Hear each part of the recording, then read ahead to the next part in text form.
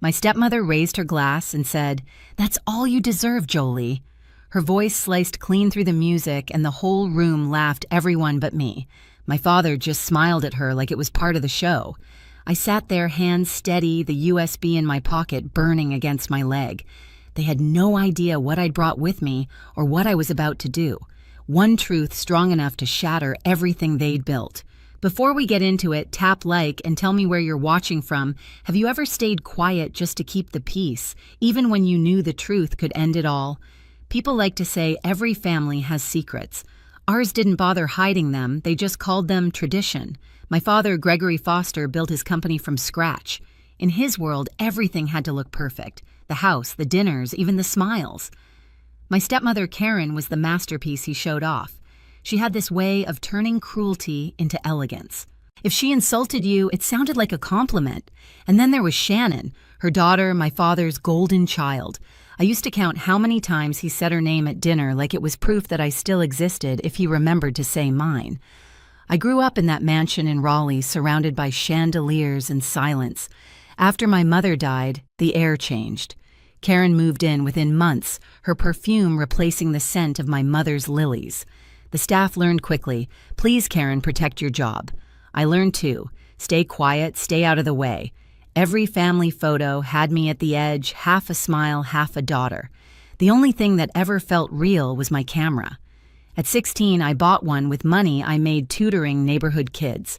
It wasn't about art back then, it was survival. Through that tiny lens, I could frame the world how I wanted. I could zoom in on what people missed. A stray cat sleeping in the rain gutter, a hand trembling over a coffee cup. The kind of truth no one claps for, but it's still true. When I left home at 18, no one stopped me. Karen threw a polite farewell brunch like she was seeing off a house guest, not family. My father signed a check and told me to call if you need anything. I never did. Years passed. I built a career filming stories that weren't mine. Farmers losing land, veterans, rebuilding their lives, mothers raising kids alone. Real people, real pain. But every time I turned off the camera, the silence came back, whispering what I'd never filmed my own story. Then, one winter afternoon, an email arrived. "You're invited to Gregory Foster's 60th birthday celebration. Formal attire. No greeting, no signature, just that." For a full minute, I stared at the screen. And maybe this is the part where most people would delete it. I didn't. Because after a lifetime of being erased, you start craving proof that you still exist.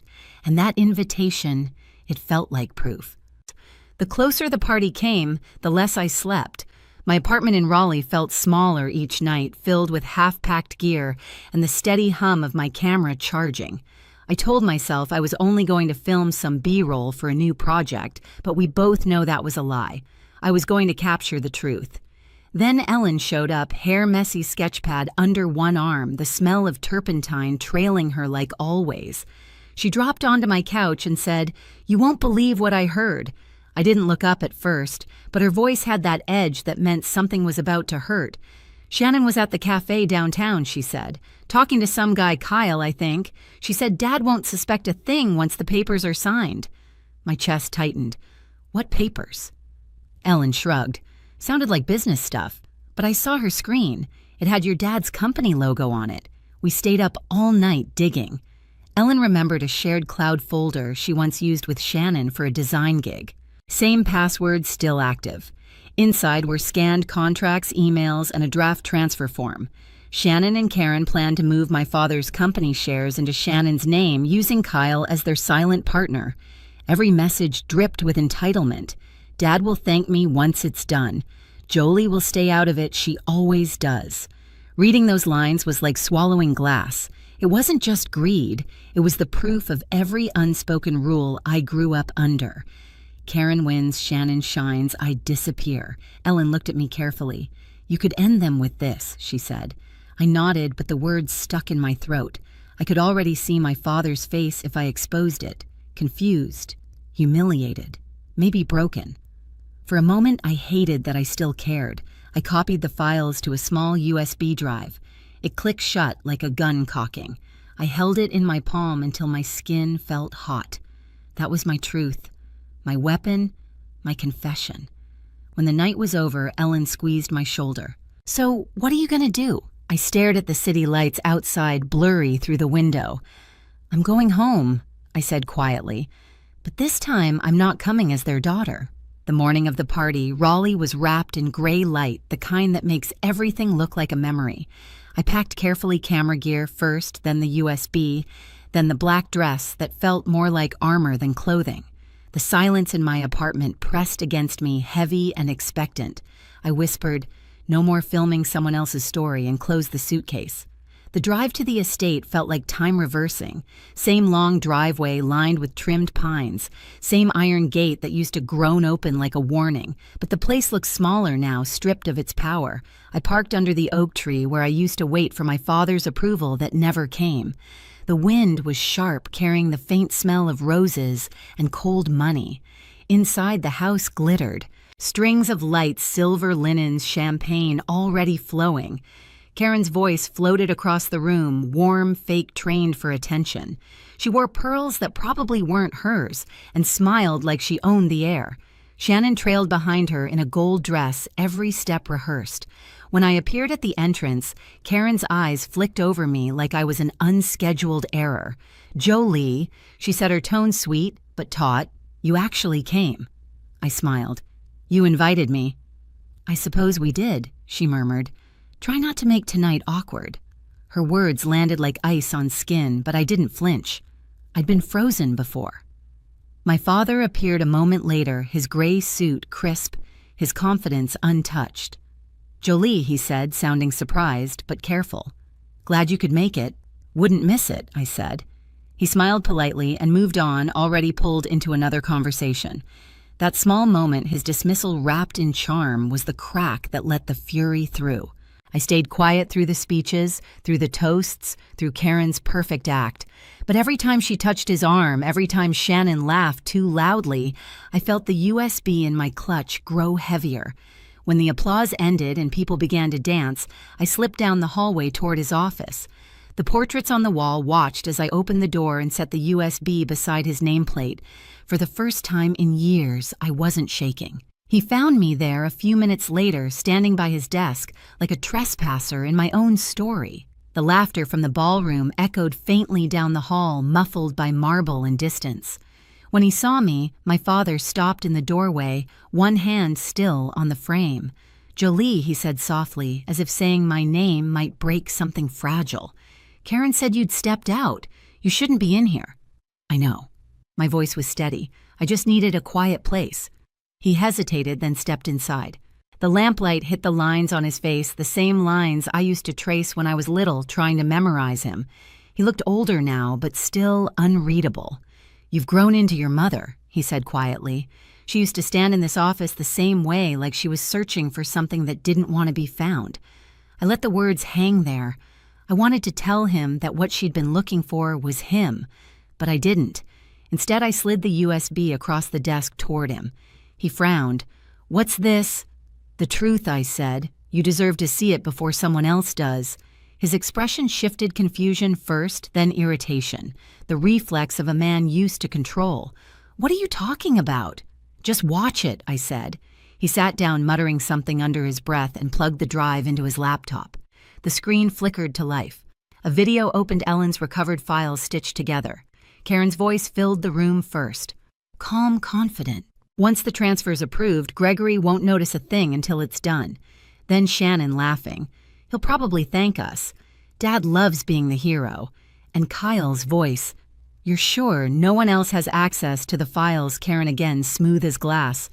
"Only us. Jolie doesn't even know where the company keeps its books. She's too busy chasing broken people with her little camera." I didn't look at my father. I watched the reflection of the screen in his glasses, the moment recognition hit him, the way his mouth parted just slightly.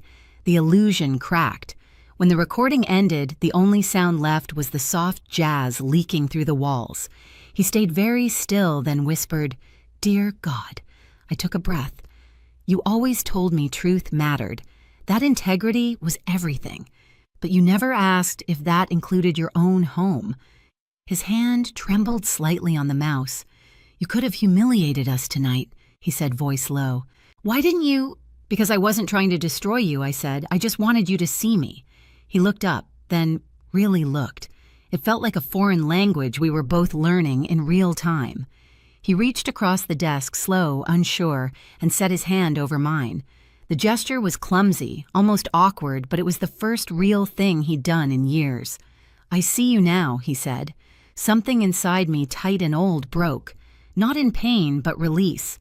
We stood there for a long moment, the air between us heavy with everything unspoken.